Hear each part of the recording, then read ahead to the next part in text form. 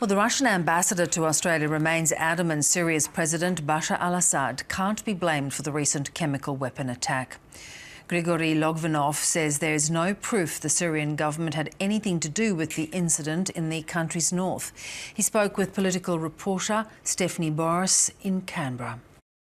Our Prime Minister Malcolm Turnbull has said the onus is on Russia to pull Assad into line.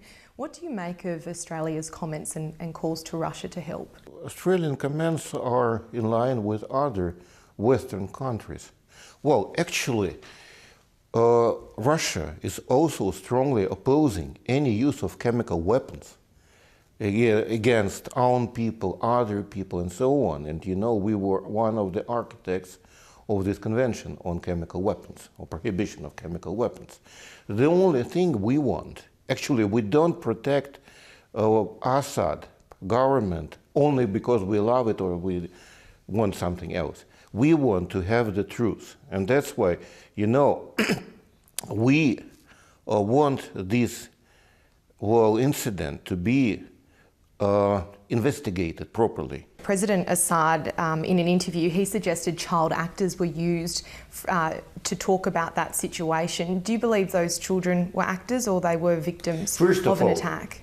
First of all, the specialists should say are victims of chemical weapons or some medicine, some But I mean, for a president stuff. to say that they're child actors, surely that's a lie. And secondly, you see, why we don't talk that much about the use of chemical weapons in Iraq, just recently, in Mosul, where also children, where it was identified that the ISIS used this mustard gas.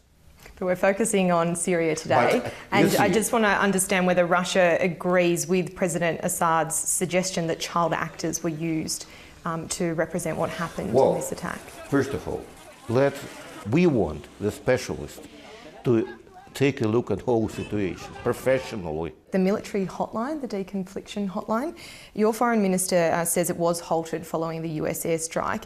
Was that a responsible move, considering that could have put the lives at risk of not only Russians but Americans, Australians? Well, our president has already answered this question. We are ready to get back to this agreement, but we expect that US party would also confirm who are and what are the targets of their attacks. But not using that hotline puts lives at risk.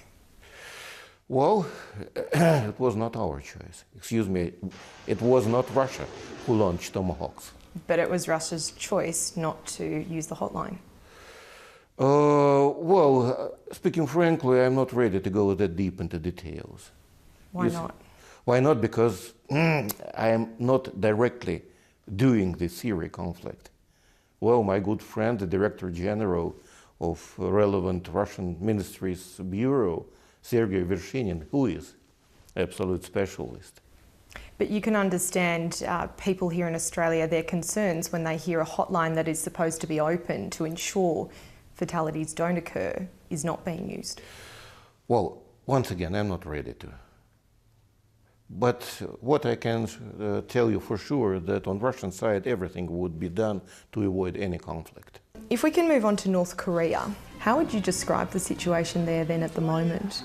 Very dangerous.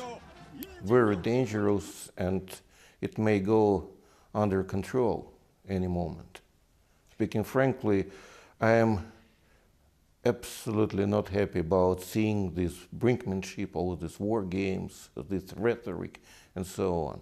So what's the solution here? Prime Minister Malcolm Turnbull has called on Beijing to step up to the plate to talk to North Korea.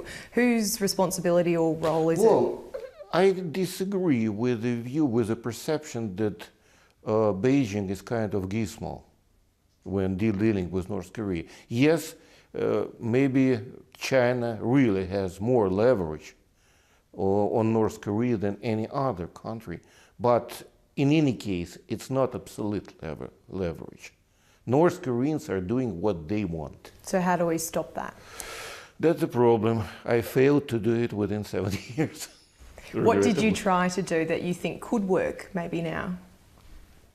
Maybe now. Well, I guess maybe this idea of double freeze might work.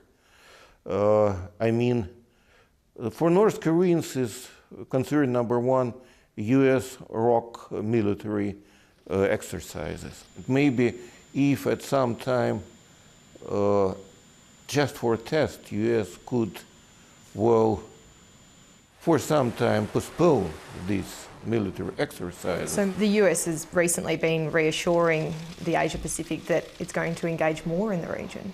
Well, that's their right to say. Well, of course, we make it clear that more and more developing military activity won't lead to anything. Ambassador, thank you for your time. Thank you. My pleasure.